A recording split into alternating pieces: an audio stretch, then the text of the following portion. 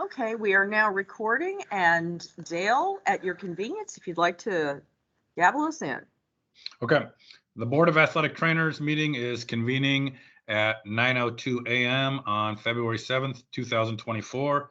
This meeting is being held in person and by MS Teams video conference and is being recorded. The recording will be posted to the internet for public viewing. The Health Licensing Office asks that individuals attending through MS Teams keep your phone muted and cameras off during the entire meeting until you are given an opportunity to comment during the public and interested parties feedback period if indicated on the agenda. Please do not use the chat feature during meetings. I will now call roll. Dale Isaac, aye.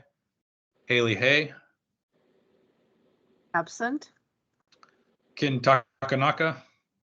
Aye. Jeff Kawaguchi. Aye.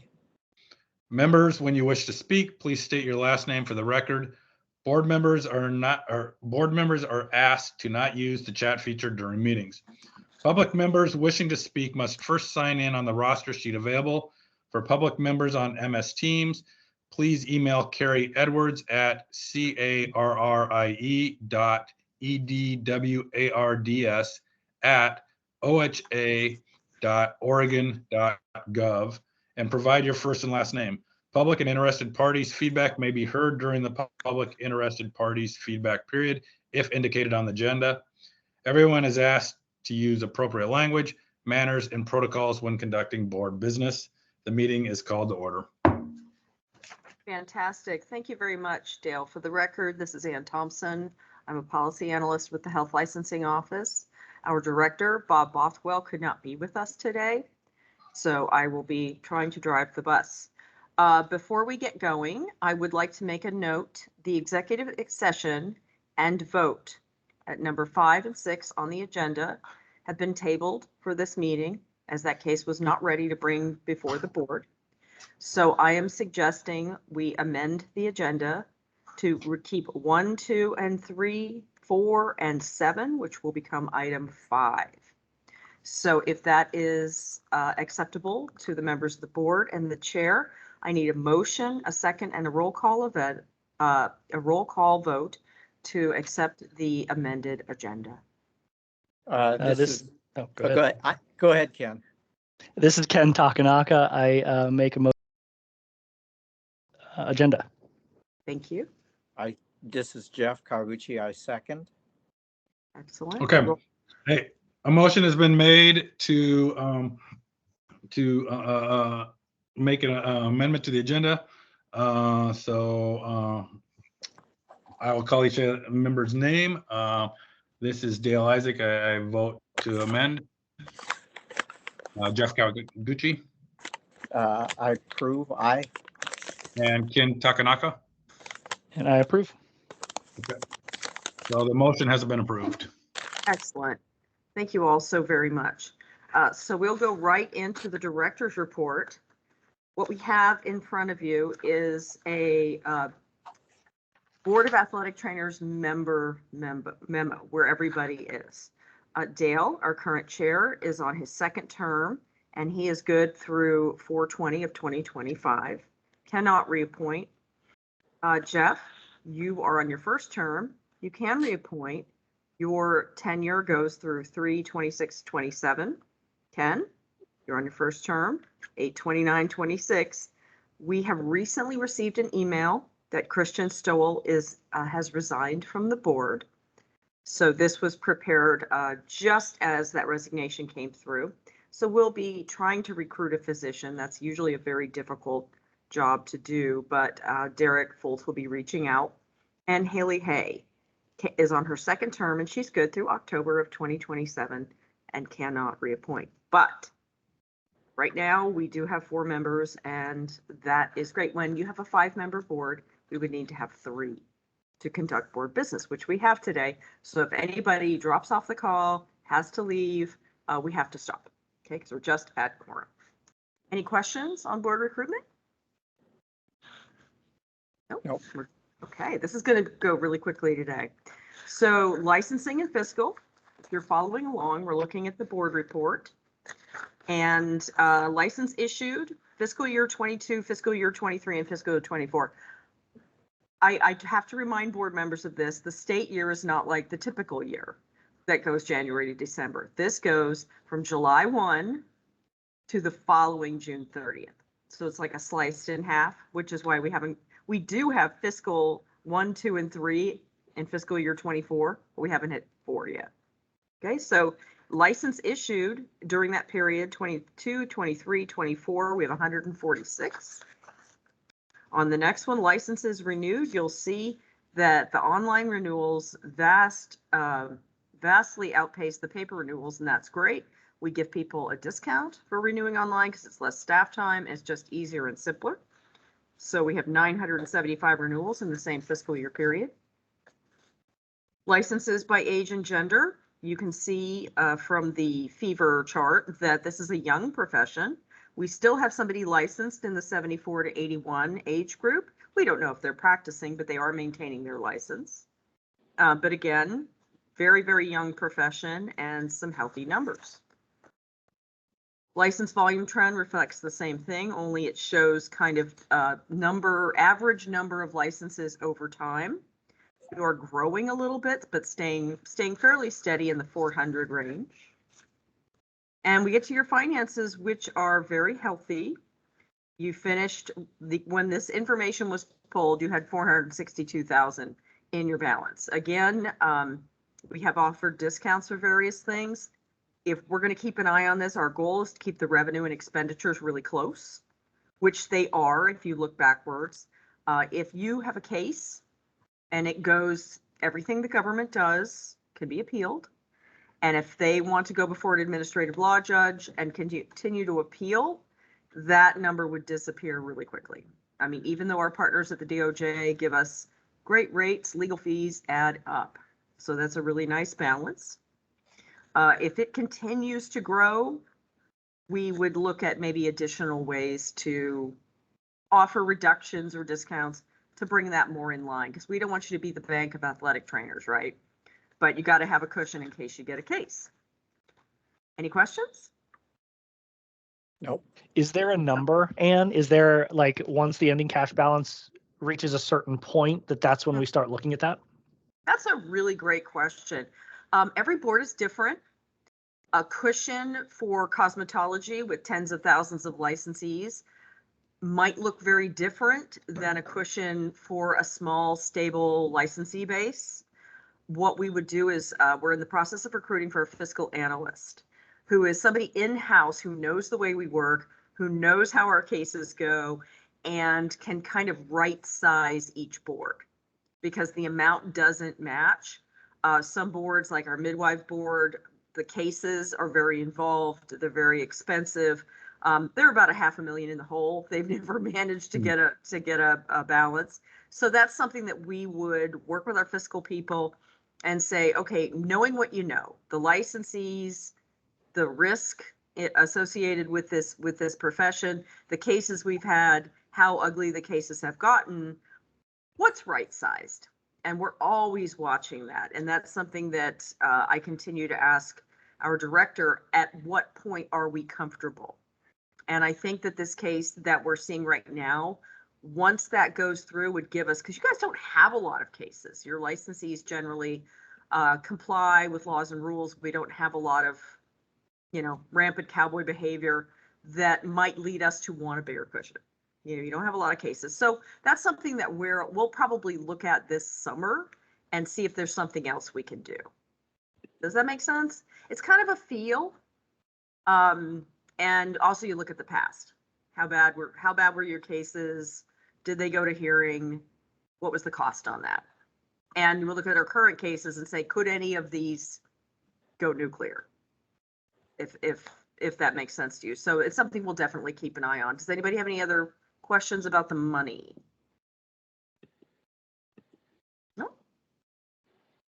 Jeff, you have a very impressive collection of lanyards behind you. Hope everyone is seeing that. Thank you. You do a lot of stuff. Maybe too much. Well, we're happy that you make time for us. We really are. So if that's okay, I'm going to turn over the regulatory report, which dovetails nicely with what we were just saying, to our regulatory manager, Trampus. I'll just roll on over here into frame.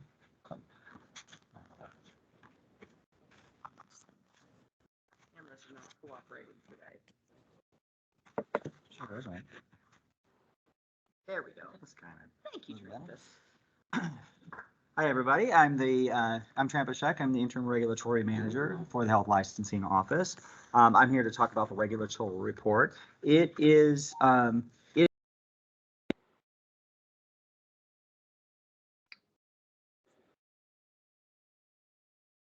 Yeah, we're, looks like you're muted now. Yeah. can everybody hear There we me go, okay? you're back. Okay, Yeah. all right. So I don't know where I got cut off, but my name is Trampus Sheck. I'm the interim regulatory manager, and I'm here to talk about the regulatory report. So like Ann was saying, we don't get a lot of cases for the athletic trainers, for the Board of Athletic Trainers.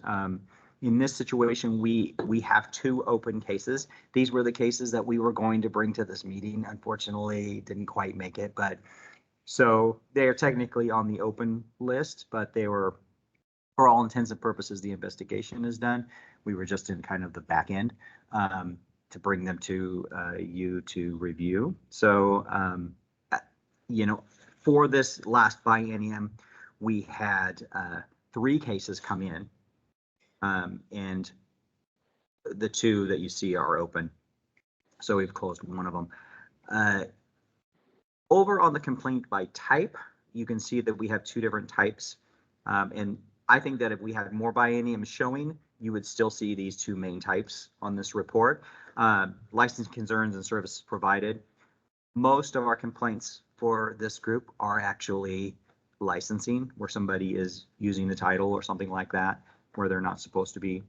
They're not licensed or using the title, or they're acting as a athletic trainer and not having a license in Oregon. So that's kind of the trend. But in this situation, we have the services provided. That can be anything. That kind of speaks for itself. It's not necessarily a licensing issue. It's something the athletic trainer did or didn't do that was against practice standards kind of thing, or the laws and rules. And then complaints by type. We get lots of different types of complaints. We group them into 3 categories. One is anonymous. We just don't know who that is. Somebody just turned it in. By the client.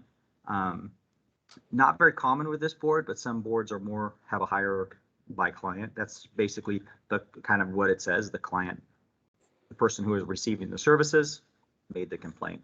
Other can be just basically outside of that. Anything that's not those things. It could be a parent. It could be another athletic trainer. It could be, just another interested party that saw it and turned it in.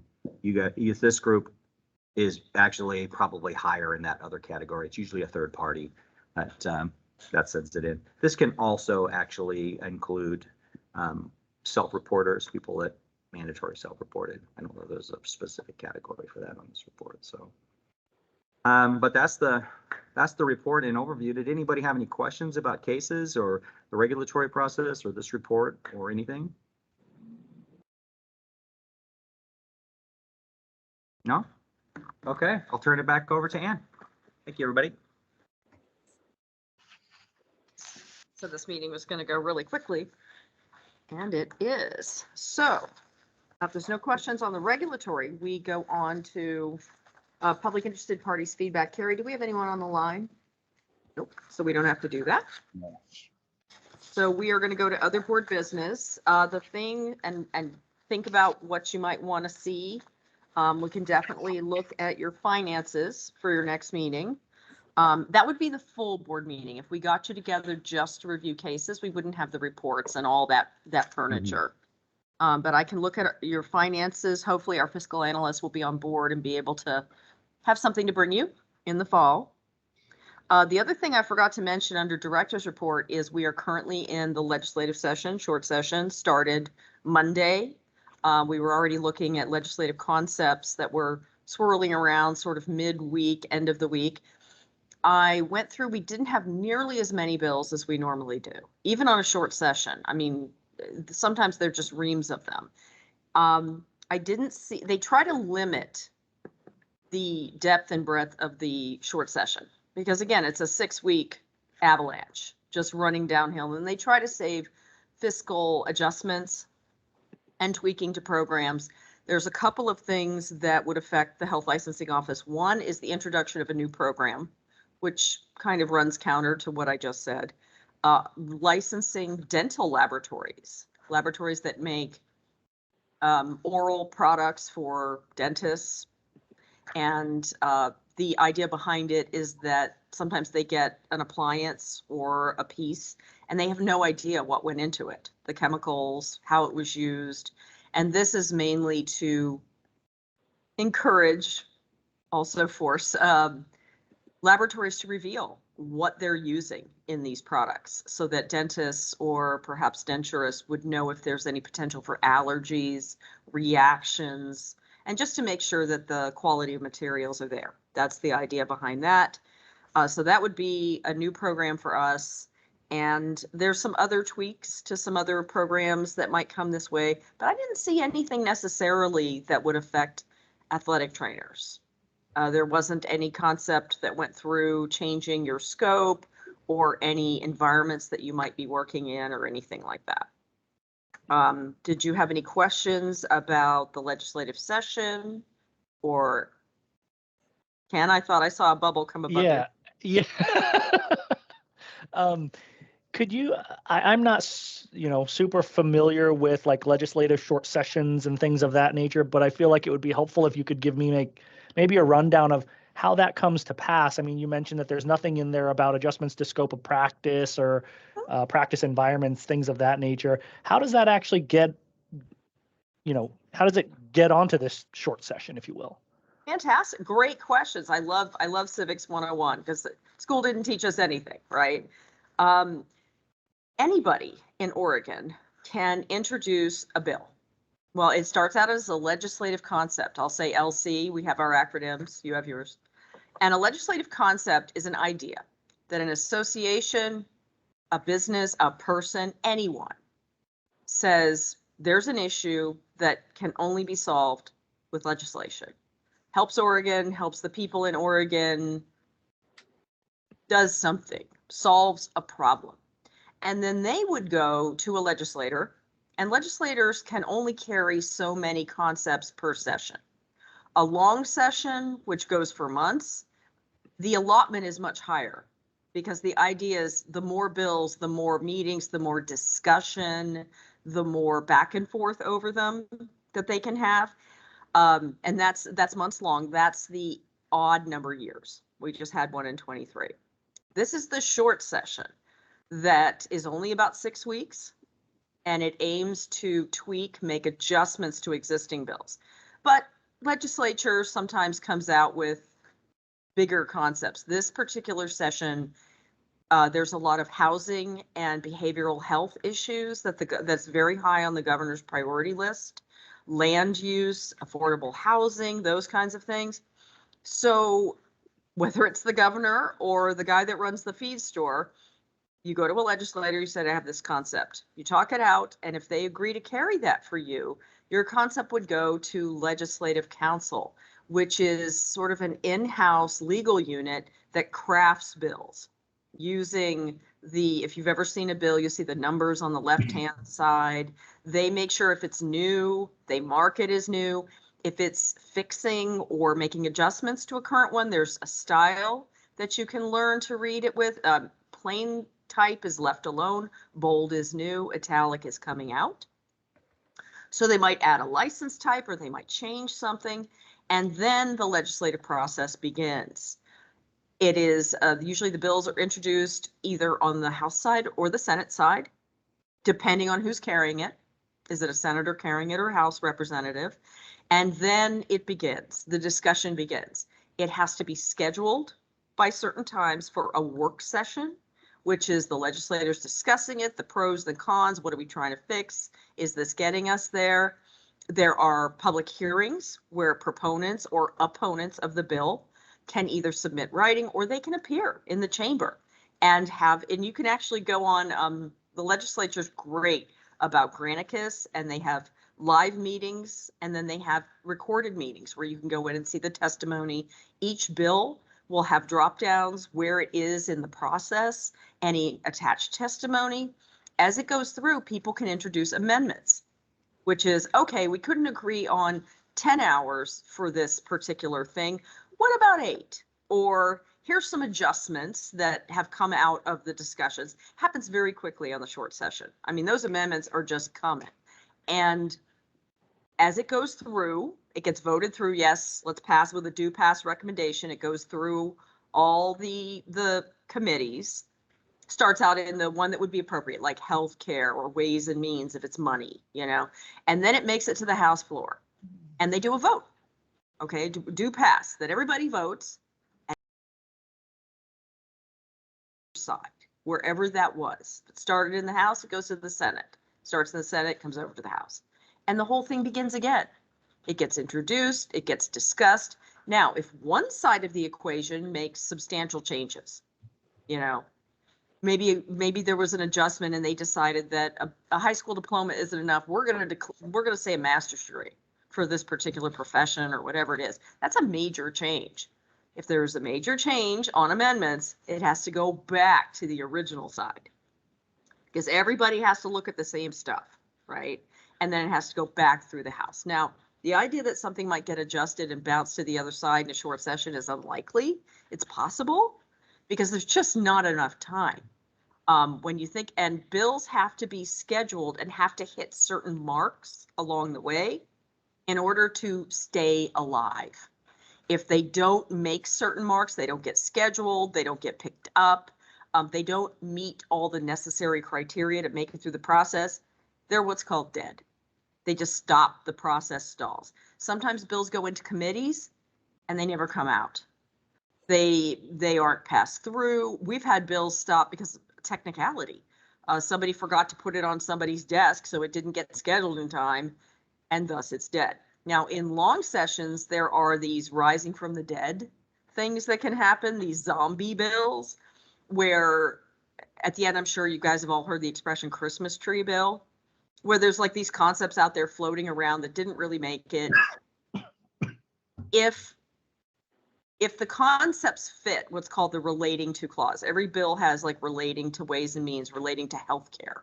If they have a bill that's out there floating around and it's about healthcare, at the very end, they can group it with a bunch of other healthcare stuff into this one big chunking bill, the Christmas tree bill, that has like a lot of stuff on it. So until sine die, which is we're done, or they gavel the session out, we never count anything out. Because sometimes things can just pop up or they can gut and stuff. If it's a health bill having to do with nurses, they can wipe the whole thing out and shove something else in there as long as it has to do with healthcare. That's called the gut and stuff. They just drop everything out, push something else in there. I had somebody tell me way back in the day, you don't want to see laws or sausage get made. It's kind of the way it works. But once it meets all of those steps going through both sides, then it's due pass and it sits on the governor's desk to be signed. Now, some things become active the minute the governor signs them, but unlike at the national level, Oregon does not have what's called a pocket veto, which happened a lot last session. Bills made it to Governor Kotek's desk, but she was committed to reading them all. And there's thousands of them. So if she didn't sign them, they pass into law. They don't just die on her desk the way they do on the federal level. Or you can't just pick and choose. I'm going to sign this. I'm going to leave that part out. Once the representatives and the senators pass it, it sits on her desk, it ages into law, which we had some happen last year. It's a little tough. If the active date, we had a bill that established a new board for the health licensing office, the sign language interpreter.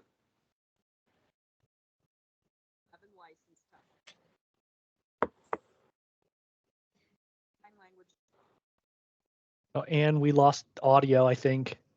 It's not muted. We can barely, I can barely hear you though. Yeah, same. It's almost like your microphone's covered up or something now.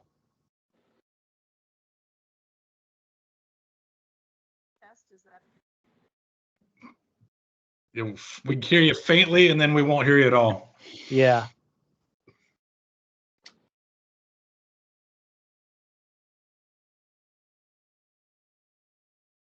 Yeah, we're having some technical issues. If I'm loud, can you hear me now? Yeah, you're great now. Okay, so I'm going to have to shout. Everybody get back.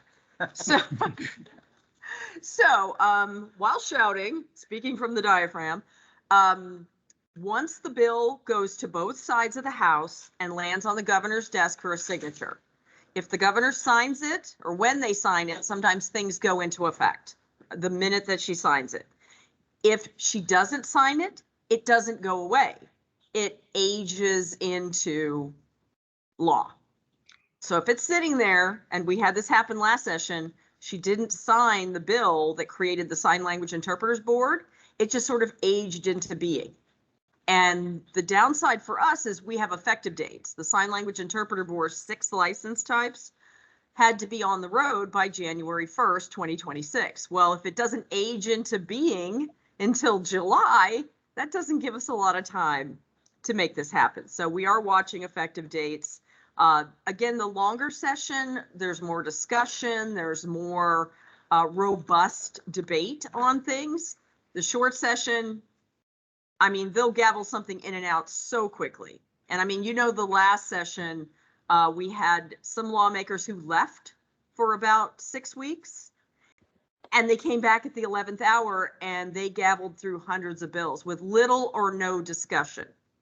So a lot of things can happen. We're the executive branch. We do what we're told. We're Switzerland.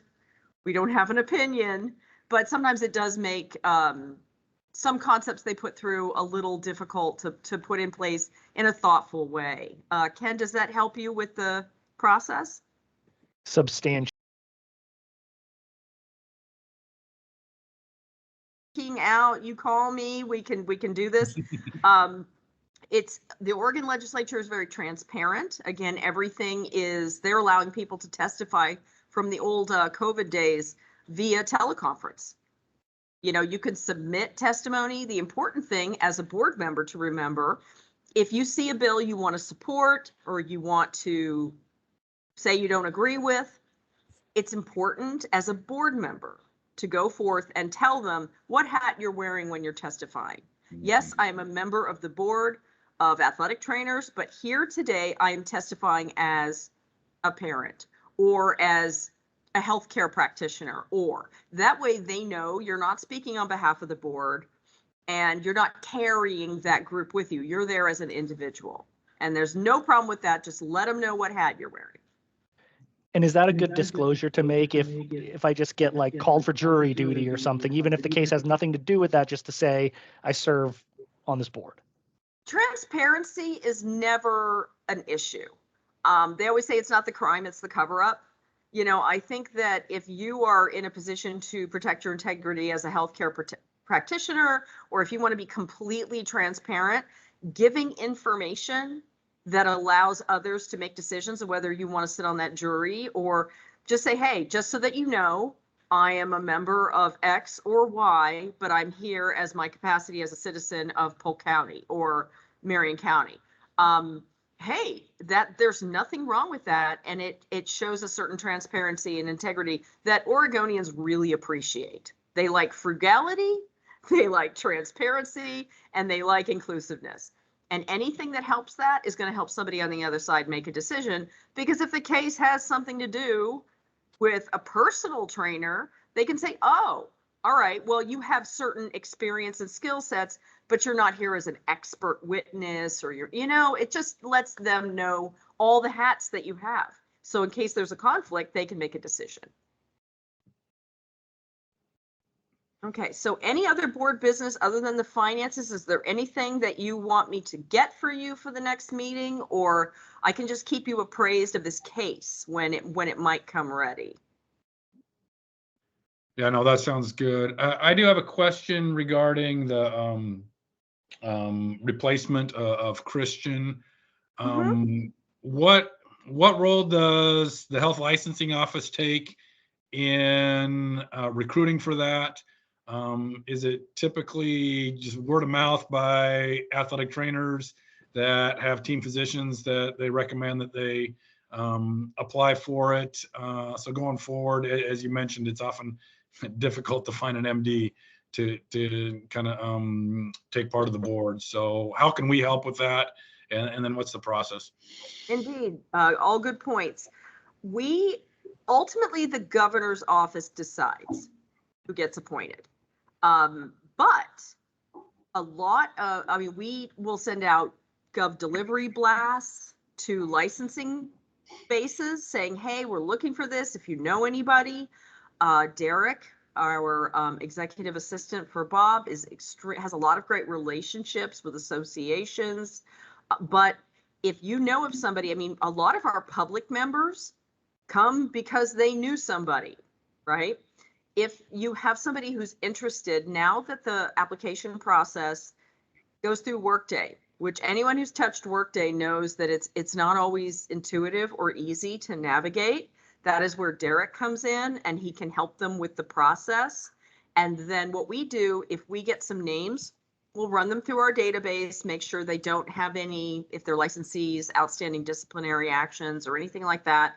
And then we will go ahead and say, here's some names. We will submit them to the governor's office. Ultimately, then they make the decision.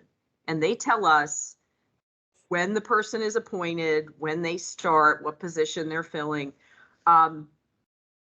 Some of our boards are Senate confirmed, and that means that the list of names is not only approved by the governor's office, it has to go in front of the Senate during legislative days. You guys are not one of those, so you don't have that hurdle. But any ideas, any people that you can rustle up, we're more than happy to help guide them through the process. And does it have to be an MD, or can it be a DO as well? Is that osteopath? Correct. Okay. I just wanted to make sure that we weren't talking about orthodontics. You know, those acronyms will get you. While I'm looking this up, can you guys still hear me okay? Yeah. Okay. Technology, am I right? Okay. So all members must be residents of the state. This is from your statutes. 3 members must be athletic trainers who have practiced continuously for 3 years prior to date of appointment. 1 member must be a member of the general public. 1 member must be a physician licensed under ORS Chapter 677. So I would have to check Chapter 677 to see, well, or I could look it up now. I believe that's MDs, but let me double check.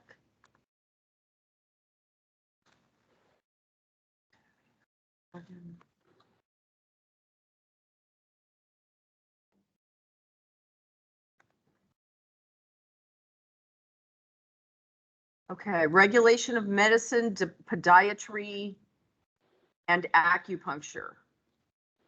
So we have physicians licensed under Chapter 677. Licensed to practice medicine. Yeah, Oregon Medical Board. But you know, sometimes the governor's office will surprise you if it's not specific.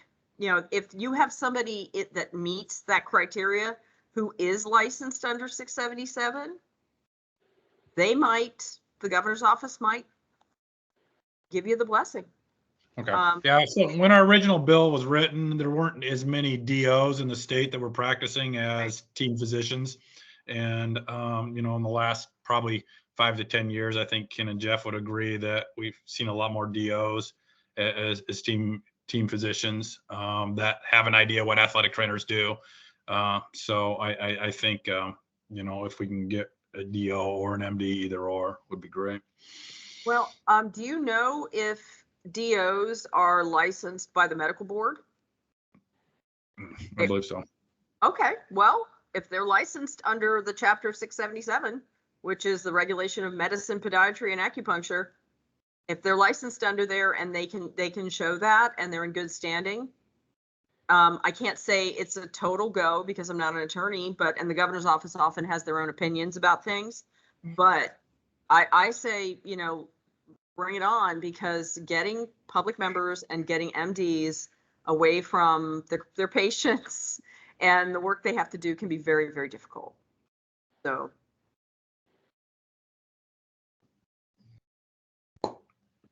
Sounds good. Oh, hey, Trampus just found something for me. Thank you, Trampus.